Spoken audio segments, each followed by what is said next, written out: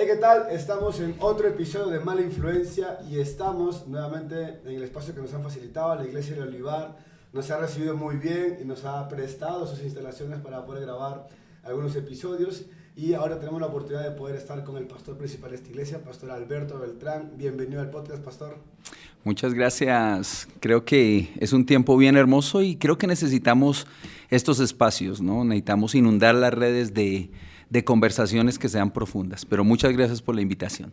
Sí, definitivamente es un poco lo que buscamos, de que hay tanto contenido en las redes sociales y queremos que al menos el contenido que edifique a la iglesia, incluso los que no son parte de la iglesia, los anime, los ayude a buscar más del Señor, y conversaciones como la que hemos tenido como usted temprano, sabemos que de todas maneras nutren mucho el espíritu de las personas. Así que, pastor, gracias por darse el tiempo, gracias por recibirnos, no solo en su iglesia, sino también en su casa. Hemos tenido la oportunidad de compartir ahí con ustedes. Gracias, pastor, por eso.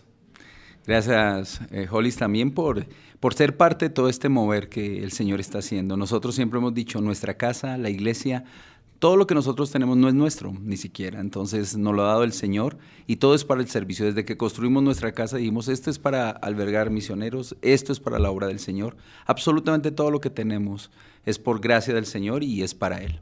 Amén.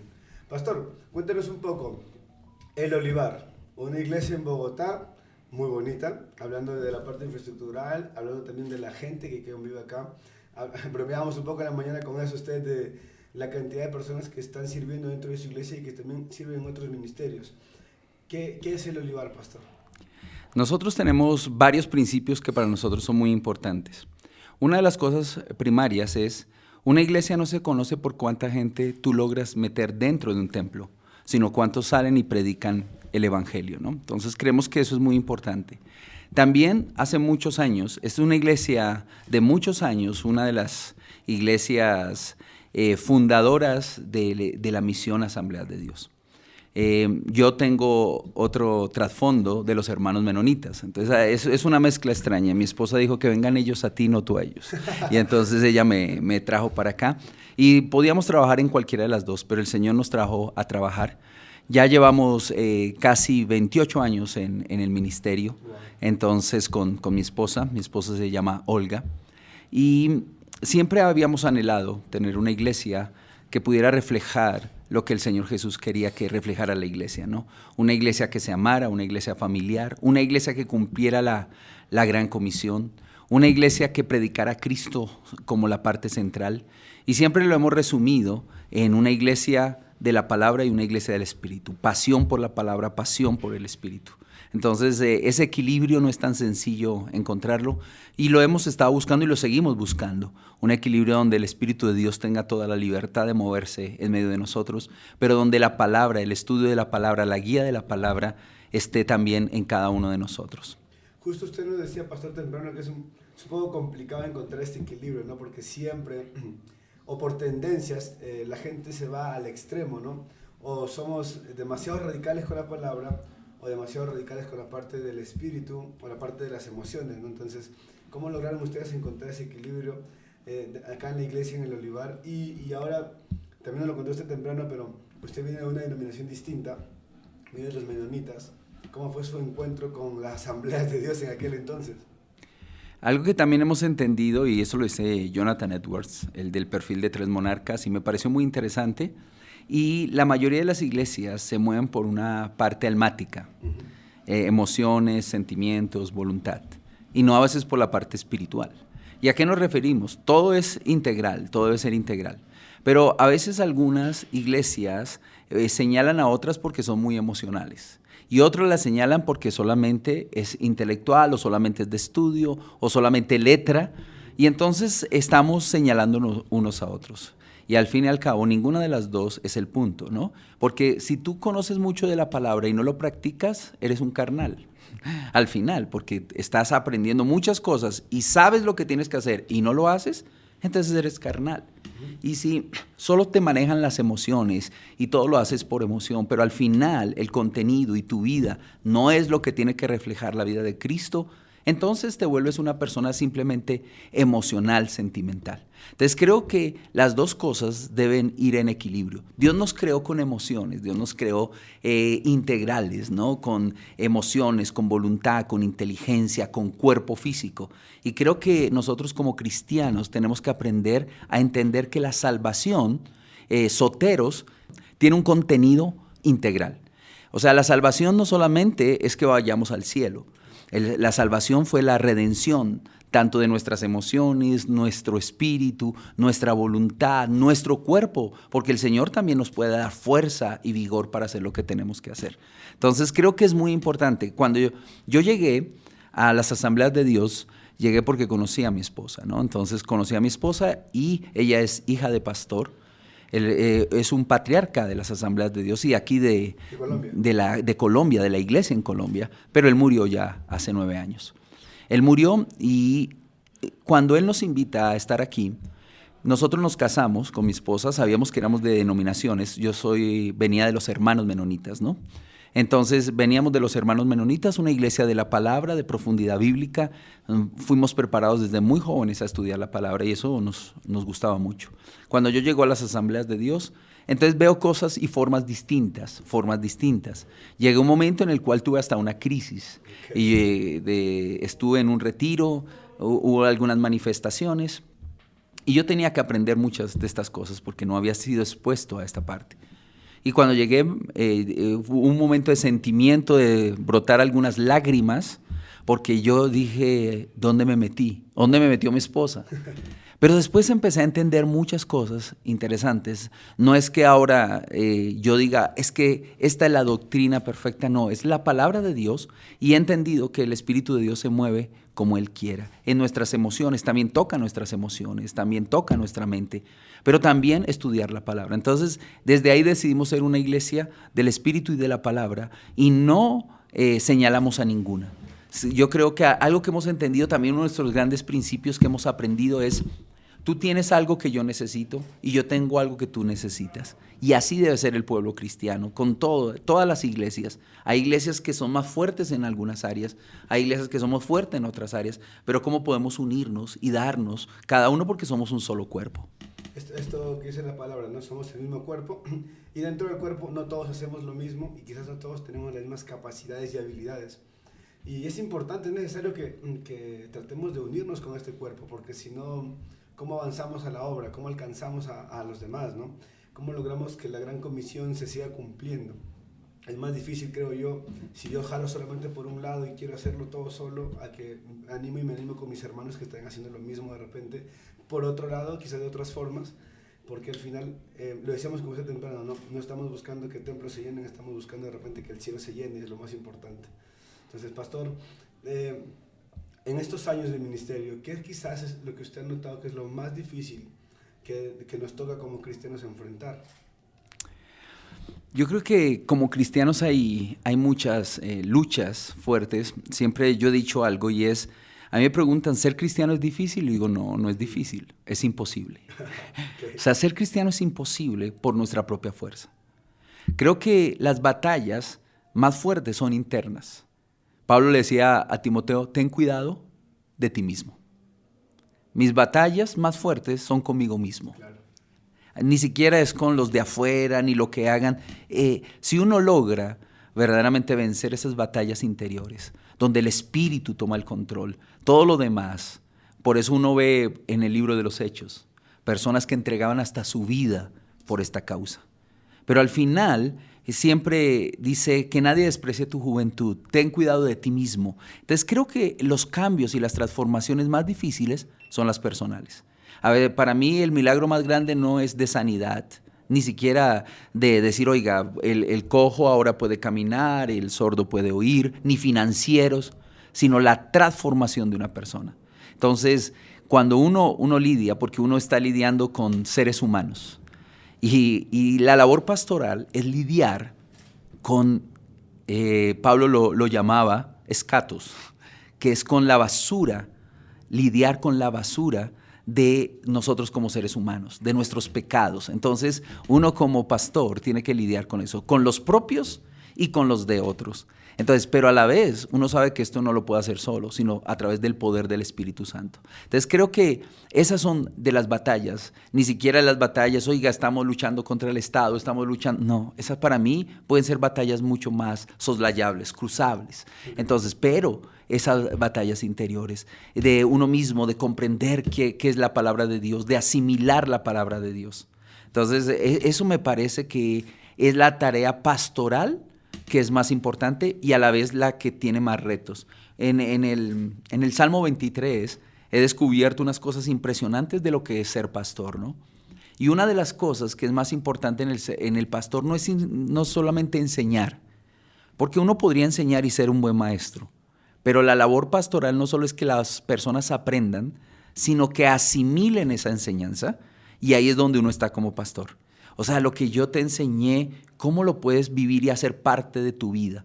Y creo que esa es la parte, por eso dice que lleva a las ovejas a pastos delicados, ¿no? ¿Y a qué se refiere? No es, a veces uno piensa un paisaje calmado, tranquilo, que no, es en las turbulencias internas de la vida, cómo yo puedo ayudar a que esas turbulencias cesen y yo pueda tener la paz en mi interior. Entonces ese es el pastorado, y el pastorado es poder ayudar a cumplir la misión de otros. Ese es nuestro llamado. Y siempre mi esposa lo dice siempre, mi misión es que tú cumplas tu misión. Okay. Amén. Esa frase me queda muy, muy marcada.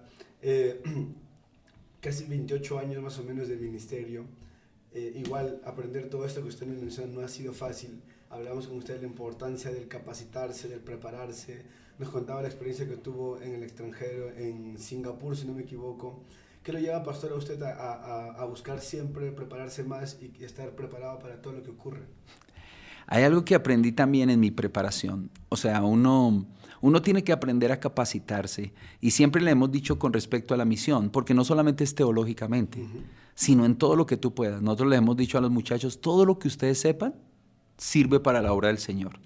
Sea culinaria, sea mecánica, lo que usted, deportes, todo lo que usted verdaderamente usted pueda aprender sirve para la misión. Nada lo despreciamos. Ahorita estamos en una escuela bíblica y hay un chico que trabaja lo que son la magia. Lo que pasa es que cuando se le dice magia es más, no recuerdo cómo es que lo llaman, pero es algo más con las manos, la rapidez, ilusión, es más como la ilusión, ¿no? Que otra cosa. Y también el poder trabajar con lo que hablamos nosotros con una persona que maneja, se me olvidó ahora las maromas, no lo que hace. Los malabares. Malabares, muy bien, los malabares. Y todo eso sirve en la obra del Señor. Entonces, nosotros le decimos a los chicos, capacítense en todo, pero también tienen que capacitarse en la parte teológica, o sea, en la Biblia, en la palabra del Señor, porque ahí es donde encontramos nuestros principios. La teología es el actuar de Dios, estudiar el actuar de Dios. Cómo actúa en la historia de la humanidad y cómo es que Dios actúa, ir descubriendo el actuar de Dios. Entonces yo creo que el estudiar nos va abriendo nuestra mente a entender profundamente. Entonces la capacitación para nosotros es muy importante. Algo también aprendí, y es que uno tiene que aprender a tener principios en su capacitación. Porque el problema de algunos jóvenes que se capacitan es que se desequilibran. Hay algunos jóvenes que van al seminario bíblico y regresan a la iglesia, y cuando regresan a la iglesia ya saben más que pastor. Claro. Entonces el pastor le falta entrenamiento, le falta estudiar. Tenemos una actitud incorrecta. Por eso nuestra motivación de todo lo que hacemos es lo más importante. O sea, ¿por qué tú estudias? ¿Por qué tú estás capacitándote? ¿Por qué estás haciendo? Mira, nosotros siempre ponemos un ejemplo. Hay teólogos que te puedes desglosar todos los tipos de amor, ¿no? El amor ágape, el amor eros, el amor filial, el amor estorge. Entonces todo eso te lo puede generar. Pero, ¿sabe? Llega y termina su exposición de todos los amores y va y le pega a la esposa. Okay. ¿Sí me entienden? Entonces mi capacitación debe ser una capacitación integral. No es solamente intelectual, no es solamente teológica, sino integral. Y eso es lo que creo que los seminarios no pueden hacer.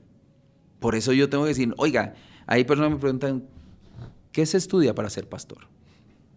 Y mi hijo una vez me dijo, ¿qué se hace para ser pastor? Yo le dije, haz las cosas que hace un pastor. Okay. Empieza haciendo eso. ¿Qué hace un pastor? Un pastor cuida, un pastor llama, un pastor se interesa por las personas, un pastor estudia la palabra, un pastor quiere darle a su iglesia, a las personas, el entendimiento y el conocimiento. Empieza a hacerlo de esa manera y así lo vamos avanzando. Claro, la preparación teológica e incluso sociológica, porque es importante, es solo para complementar nuestra forma de trabajo y obviamente interpretación y lectura de la palabra. Lo importante del pastorado es pastorear, cuidar a la persona, entender que se nos ha encargado su vida para estar con ella y no abandonarlo. Hablamos de eso también temprano con usted, ¿no? Porque a veces hay algo que usted dijo temprano que lo estaba recordando hace un momento, y es la capacidad que tiene un pastor de cuidar. ¿Qué tan capaz es de un pastor de cuidar y a cuántas personas puede cuidar un pastor? Hablábamos de esto sin mencionar nombres de externos, pero ¿cuál cree usted, pastor, que es la capacidad que tiene un pastor de cuidar a las personas? ¿Cuánto podemos hacerlo? ¿Hasta qué punto podemos hacerlo? ¿Y cuántas personas podemos cuidar? Mira, hay estudios acerca de esto. Yo he tomado un número, pero solamente no creo que ese sea un número que uno tenga que tomar como una cábala o como algo que decir, si no son 12, fuera el espíritu de 13. Claro. Sí, si no son 60, entonces fuera el espíritu de 61. Uh-huh. No, entonces, ¿qué es lo que nosotros entendemos? Cuando Jesús nombra, dice 99 ovejas, okay, y se le perdió una. Entonces, y es muy interesante porque Jesús dice que las conoce y las ovejas le conocen. Uh-huh. O sea, es un conocimiento mutuo. Y son 100 y las conoce por nombre. Yo podría decir solamente un dato para saber si tú puedes ser pastor de alguien. ¿Sabes el nombre? solo con eso, aunque va mucho más allá. Y yo sé, yo tampoco tengo muy buena memoria, pero yo sé quién eres tú. ¿Sí? ¿Cómo es que se llama? Holly. Y se me olvida, pero sé quién eres tú. Sé que eres de Perú, o sea, te conozco. A veces se me puede pasar el nombre, pero sé quién eres tú. Entonces creo que los pastores... Y los pastores no pueden pastorear. Hay un estudio que se ha hecho sobre eso y han dicho que un pastor, para que sea un buen pastor y pueda dedicar a sus ovejas, serían 60. Okay. ¿Sí? Y yo estoy amplio, digo 100. O sea, ahí es mucho. Entonces, lo que yo creo es que hay una capacidad de pastorear. No, siempre hemos hablado de evangelismo y es un punto que me gusta mucho tratar y debemos tratarlo ahorita. Que me hagas preguntas. No estoy dirigiendo la entrevista, ¿no? Pero es que es un tema muy importante. Pero evangelizar uno lo puede hacer en todo lugar. Uno puede evangelizar a miles, pero discipular no es tan sencillo, porque no es un salón de clase. Claro. El discipulado es vida, es transmitir vida a otros, es acompañarnos mutuamente, es crecer. A veces yo voy enseñando a uno, después vamos trabajando juntos y después yo te estoy observando. Eso es el mentoreo también. Pero la idea es, el discipulado es de mucho tiempo y cercanía. Jesús le invirtió 3 años y 3 años y medio a sus discípulos. Pero uno dice, pues poquito, ¿no? No, primero, ¿con quién era? O sea, es un seminario intensivo porque eran 24 horas diarias. Y con el Señor Jesús. Entonces la diferencia es muy grande. Y eran menos, eran 12. Pablo, en su preparación, mucha gente cree que Pablo llegó en su encuentro con Jesús y empezó a servir. Y se dan cuenta que lo llevaron al desierto. Fue al desierto. Y después del desierto volvió. No sabemos, eso es una incógnita que voy a preguntar cuando llegue al cielo. ¿Qué pasó exactamente en ese tiempo en el desierto? Pero debió ser un encuentro profundo donde el Señor entrenó y preparó a Pablo. El Espíritu mismo. O sea, eso fue algo tremendo. Pero después de 13 años, Bernabé va a rescatar otra vez a Pablo. A Antioquía. Pasaron 13 años de forma... Él volvió a hacer carpas. Él volvió. O sea, 13 años donde empezó a ser preparado. A veces nosotros decimos, no, chévere, ser pastor. Mañana o estudio en el seminario y ya listo, soy pastor. No, no es por eso. Es una preparación mucho más intensa. Es una preparación en relación con Dios. Entonces, el discipulado es algo así. Nuestro proceso de discipulado aquí, más o menos, el básico, demora 2 años y medio. Okay. 2 años y medio, o 2 años. 2 o 2 años y medio. Ese es el proceso. Pero ahora queremos todo es en microondas, todo es rápido, ¿no? Vamos a hacer discípulos rápido, entonces. Hacemos un discípulo. No funciona el discipulado de esa manera. Entonces, ¿qué quiere decir? Tú no tienes una capacidad muy grande de discipular. Imagínate discipulando 60 personas. 100, no más eso es así. Imagínese un pastor de 6,000, de 7,000. O sea, es imposible. Sí. Se te presenta un miembro de tu iglesia, si tú eres un pastor de 7,000, y te saluda, pastor, yo pertenezco a su iglesia. El pastor dice, bueno, mucho gusto, qué bueno. Pero ni sabe el nombre, ni sabe quién es. Por eso tenemos que cambiar la concepción de eso. Entonces, si entendemos, no quiere decir que no puedan haber iglesias grandes, claro, pero quien pastorea es la persona que está cerca. Él es el que debe ser reconocido como pastor. No, mi pastor es el que ni me conoce. Te saben mi nombre, dijo Jesús. Yo las conozco y saben mi voz. Entonces, y las conoce por nombre. Hablaba usted también de esta importancia de delegar o de confiar y de permitirle la honra también a quien realmente está pastoreando, ¿no? Solo estamos por mencionar nada más las iglesias grandes, porque ahí es donde un poco más se nota, ¿no? Porque sí, es cierto, hay una iglesia, supongamos, de 1000 personas, es muy difícil que las 1000 personas tengan cercanías con el pastor principal, pero sabemos que ellos también tienen un equipo de pastores que está más cerca de ellos, y son realmente estos pastores quienes los están acompañando, quienes están caminando con ellos en un discipulado, ¿no? Entonces ellos deberían merecer, usted decía, la honra de ellos. Entonces, ¿cómo debería ser, cree usted, una estructura correcta dentro del pastorado de una iglesia? Mira, yo creo que la reforma de Martín Lutero del siglo XVI fue una reforma teológica. Uh-huh. En este tiempo estamos viviendo una reforma de estructuras y las estructuras tienen que cambiar. Porque creo que ya hemos estado con muchas estructuras. Al pastor le cuesta estructurar una iglesia porque no es fácil. A mí me costó muchísimo hasta que cada vez iba entendiendo. Algunos me decían, mira esta estructura, y el otro dice, mira esta estructura. Y me ha costado. Y ahora tenemos una estructura que es mucho más flexible, que no es jerárquica, sino es al mismo nivel. O sea, aquí no hay alguien que sea mayor. Tenemos funciones diferentes, pero no hay nadie mayor que el otro. Ni siquiera el pastor es mayor que el otro. Nadie. Todos somos hijos del Señor. Todos estamos en el mismo nivel de dignidad, pero tenemos funciones diferentes. ¿Y el respeto a quién se le debe? A todos, no solo al pastor. Al servidor, el que está en la puerta, el mismo respeto que se le debe al pastor, se le debe también al servidor. O al que ayuda en los oficios en la iglesia. Es el mismo respeto, porque es la misma dignidad humana. Que cambiemos de funciones es otra cosa, tenemos diferentes funciones.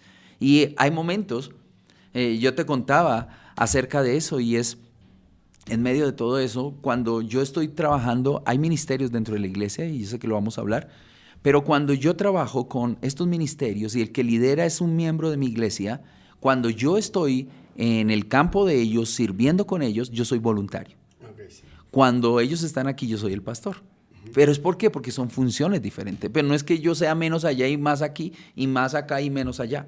No, no funciona de esa manera. Entonces la estructura, lo que yo sí creo, es que cada pastor debería, con los que pastorea, debería uno delegar. No solamente delega autoridad ni responsabilidad, o no solo de responsabilidad, sino también autoridad. Pero también el beneficio, los beneficios de la honra, porque eso que dice es lo que dice la palabra del Señor. Cada obrero es digno de su salario. Entonces, ¿qué quiere decir? Que si yo estoy pastoreando, yo debería recibir la ayuda de quien pastoreo.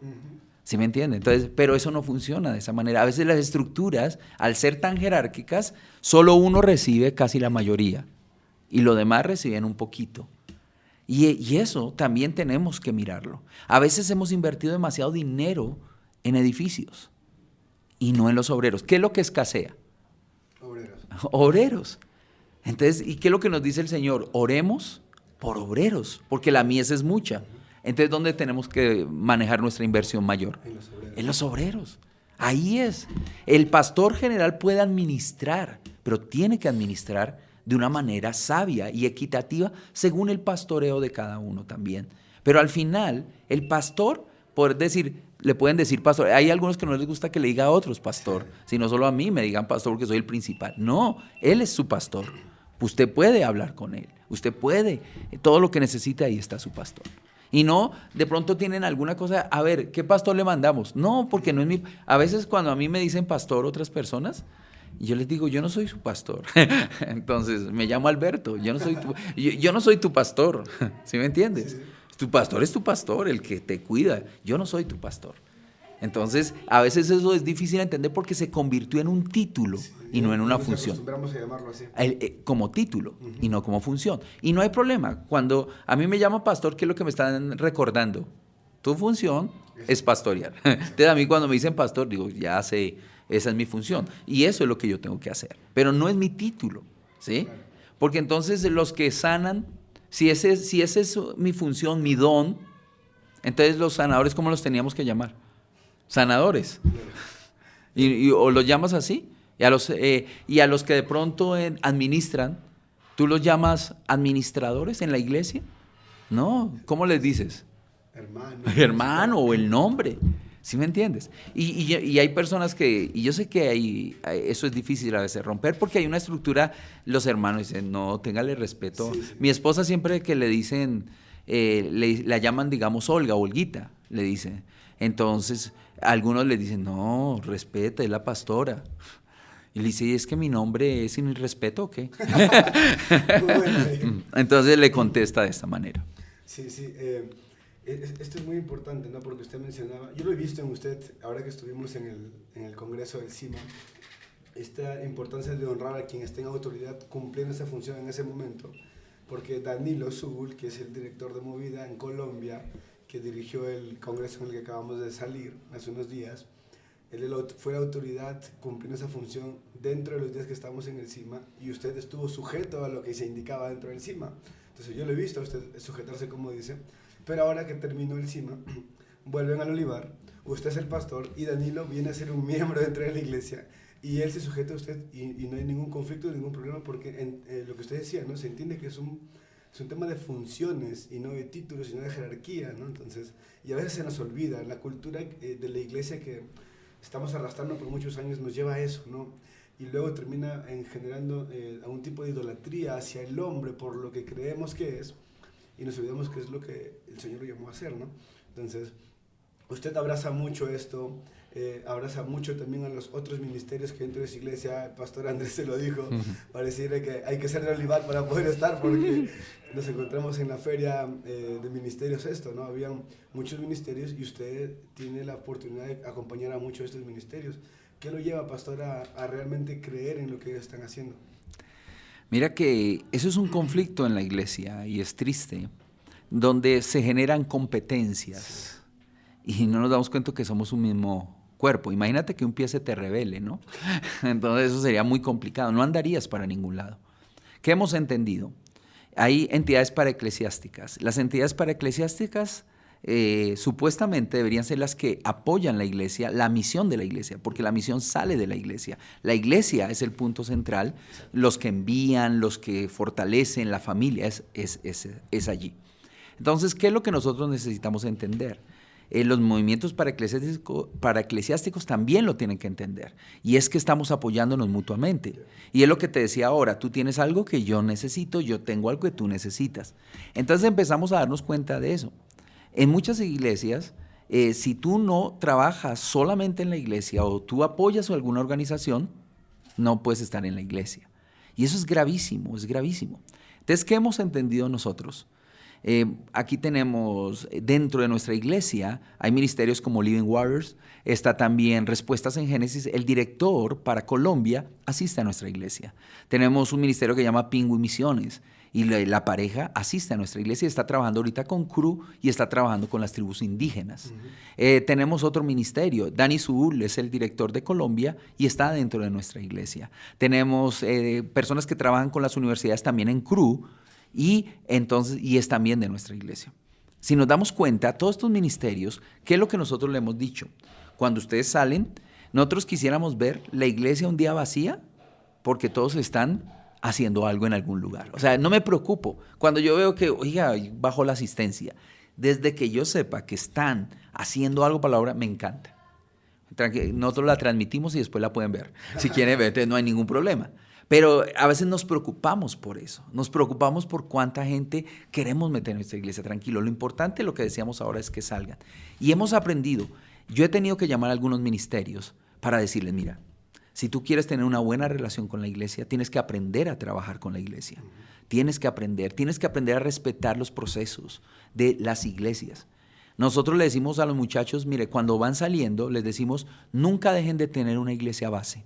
Nunca dejen de tener una iglesia que ore por ustedes, que cuando ustedes llegan, diga, llegué a mi casa, estoy aquí, voy al ministerio, lo hago, pero siempre tengo una casa, que me respalde en oración. Y ellos lo han entendido y lo han valorado muchísimo. Por eso ellos siempre cuentan con la iglesia para hacer cualquier cosa que vayan a hacer en el ministerio. Sabemos que están trabajando con el ministerio y hay toda la libertad de hacerlo y lo hacemos de esa manera. Entonces, por eso creo que la cuestión es entender lo que es la iglesia y el reino de Dios.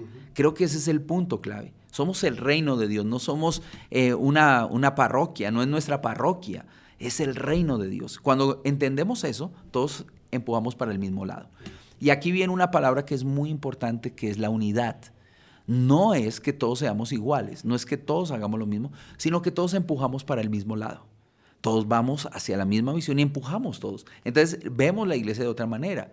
No es simplemente la unidad es que todos tenemos que hacer, no, es que empujamos hacia el mismo lado y nos unimos para empujar. Y el reino de Dios es lo que hay que construir.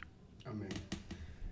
Hubo uno de los talleres, pastor, que usted compartió, que yo estuve toda la semana acompañándolos ahí en los talleres. Tengo ahí todos para poner en práctica cuando vuelva a Perú. Pero ustedes hablaron y hablan bastante sobre evangelismo y consideran muy importante el evangelismo, que, siendo muy sinceros, se está perdiendo mucho, porque cada vez la gente, incluso leí un estudio de Coalición por el Evangelio, que del año 2010 al 2019, la nueva generación cree que es menos necesario el evangelismo. Sin embargo, ustedes lo siguen teniendo como una punta de lanza para seguir alcanzando a las personas. ¿Cuán importante es el evangelismo, pastor? Mira, es tan importante, pero hay varios principios que uno tiene que entender. En sí es la misión principal de la iglesia. O sea, la encuesta que hace Bill Bryan en el libro El Avivamiento que viene, es el fundador de la Cruzada, entonces de Cru, él decía en esas encuestas que hacían, es que casi siempre las encuestas las hacen en Estados Unidos, sí, ¿no? Entonces yo siempre he dicho, los marcianos llegan a Estados Unidos, las guerras todas suceden en Estados Unidos, pero bueno, está bien. Pero creo que es muy parecido a lo que está sucediendo también en todas las iglesias en el mundo, ¿no?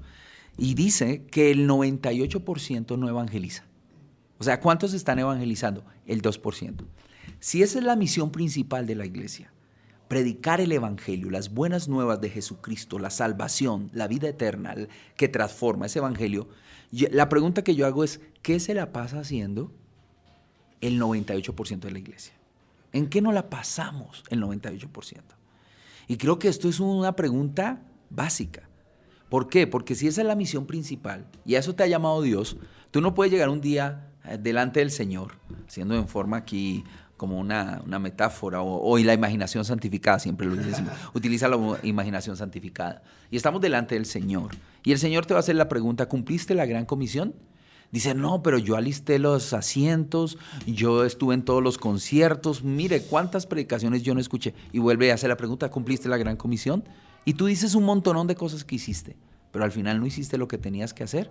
No importa la cantidad de cosas que hayas hecho, pero si no hiciste lo fundamental por lo cual fuiste llamado, perdiste. Perdiste toda tu vida. Por eso el evangelismo es tan importante. Entonces, pero hay muchos principios detrás del evangelismo. ¿Y qué es lo que nosotros antes de pandemia logramos inspirar más de 6,000 personas en evangelismo? Porque nos dimos cuenta que hay dos cosas por las cuales las iglesias, o cuando tú estás en una iglesia y preguntas, hay dos cosas por las cuales un creyente agacha la cabeza. Y es cuánto oras y cuánto evangelizas. Okay. O sea, tú haces esas dos preguntas y la gente agacha la cabeza.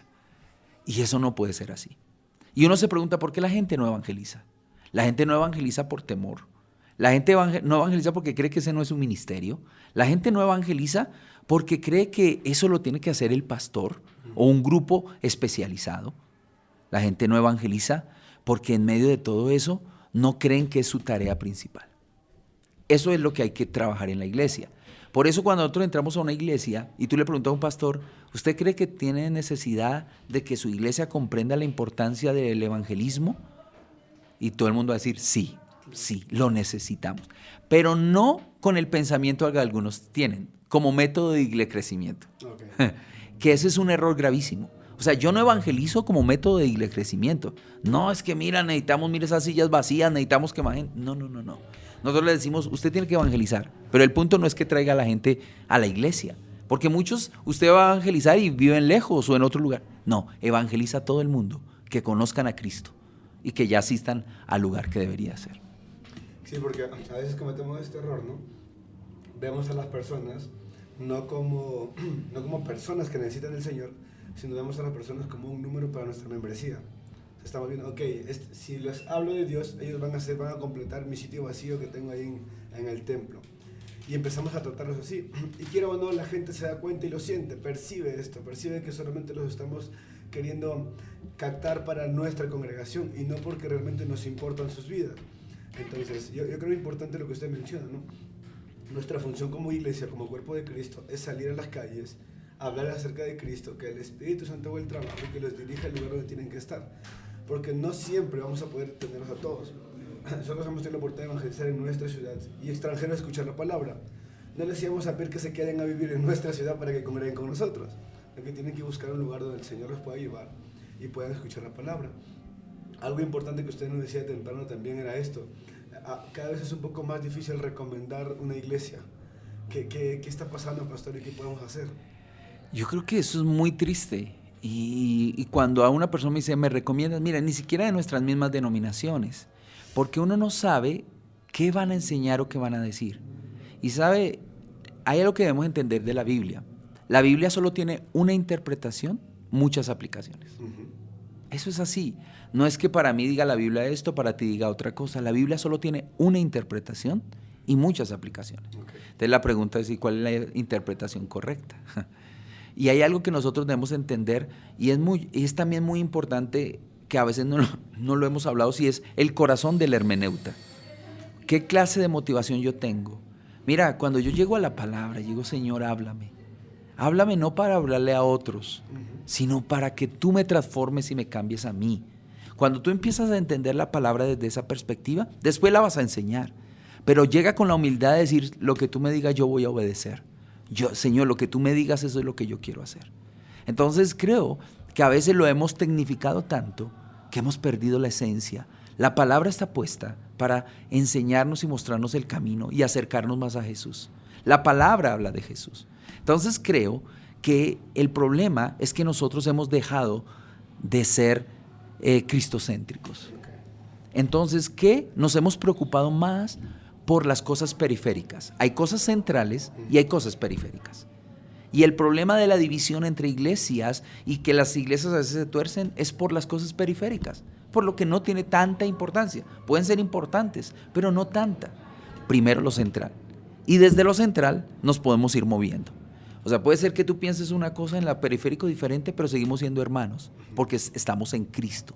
Entonces creo que las iglesias se han desviado a mirar otras cosas, las modas actuales. Se ha preocupado tanto de las modas que pierden lo central. Entonces necesitamos volver a lo central. Y cuando una iglesia vuelve a lo central, y eso es lo que queremos que suceda, se puede recomendar tranquilamente. Así sus prácticas litúrgicas sean diferentes. Así crean o no crean en el misterio de la mujer. Se pierden mucho, eso sí. Eso es lo que yo percibo. O sea, si uno le diría, ¿sabe qué? Saque a todas las mujeres que predican, saque a todas las mujeres que enseñan, saque, y van a ver en qué quedamos. Entonces, lo que yo estoy diciendo, pero bueno, sea eso, pero hay algo central. Puede ser que porque tú pienses que las mujeres no tienen misterio, no deben predicar, no deben enseñar a los hombres, está bien, puedas ir al cielo todavía. Puedes ir, ¿sí?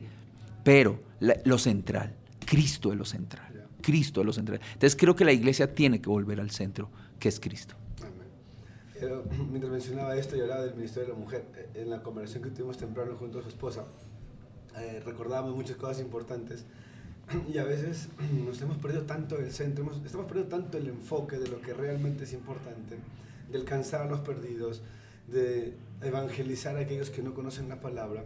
Y a veces las primeras preguntas que surgen entre ministros y pastores es ¿cuántos tienes? Y no ¿cómo estás? Sino ¿qué estás haciendo? ¿No? Y su esposa decía algo muy gracioso, decía, pero si me preguntan cuántos tienes, decía, pastor, ¿qué para qué? ¿Nos vamos a pelear o qué? O sea, ¿Cuántos son? Sonaba gracioso.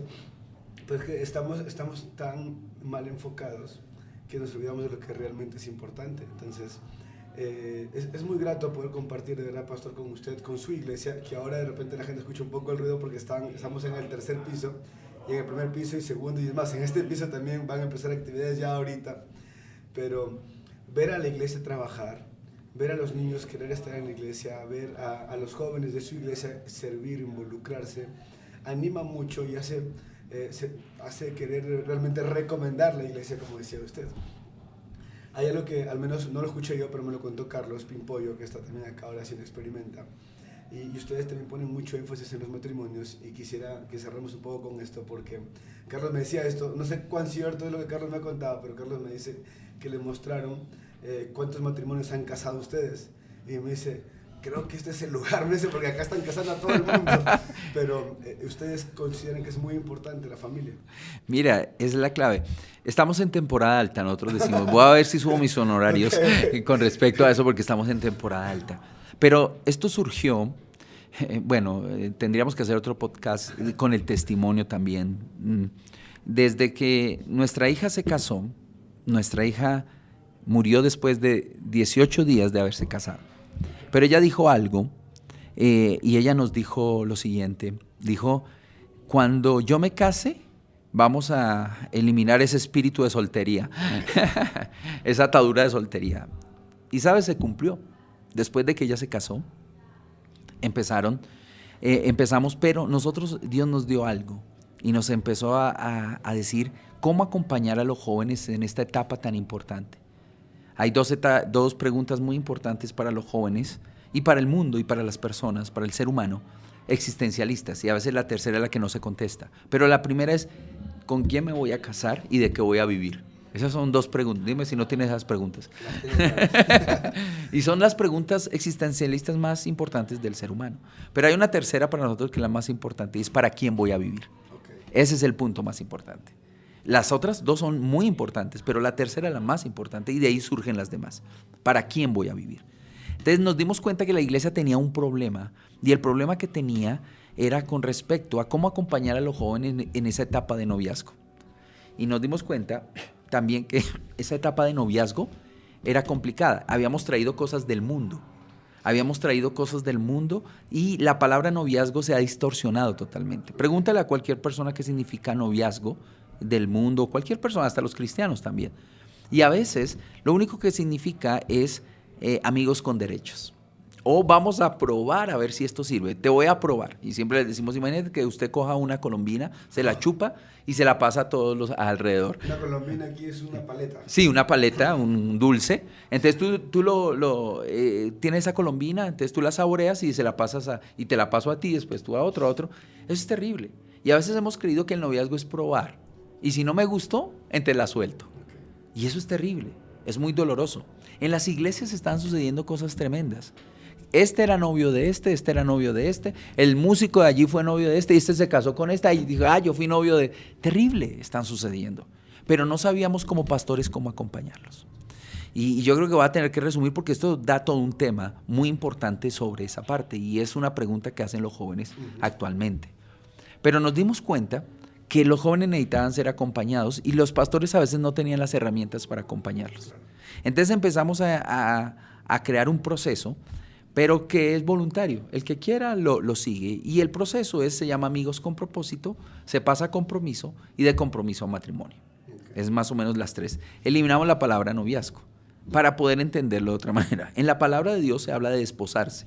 Desposarse era una etapa donde la pareja se reunía para planear el futuro de sus generaciones. Okay. Cuando eran desposados era tan serio como el matrimonio, pero todavía no vivían juntos.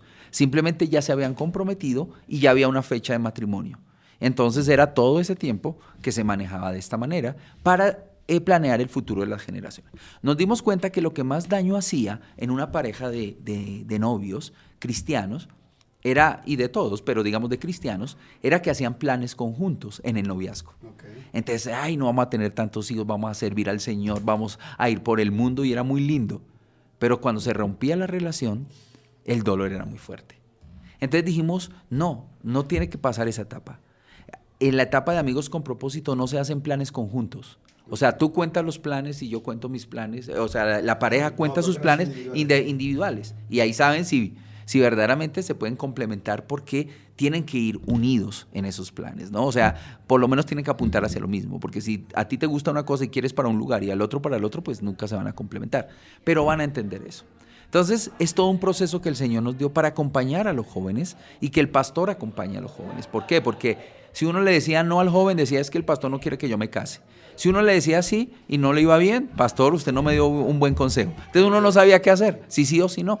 Entonces, este acompañamiento es algo que ellos mismos deciden y ellos mismos lo van haciendo.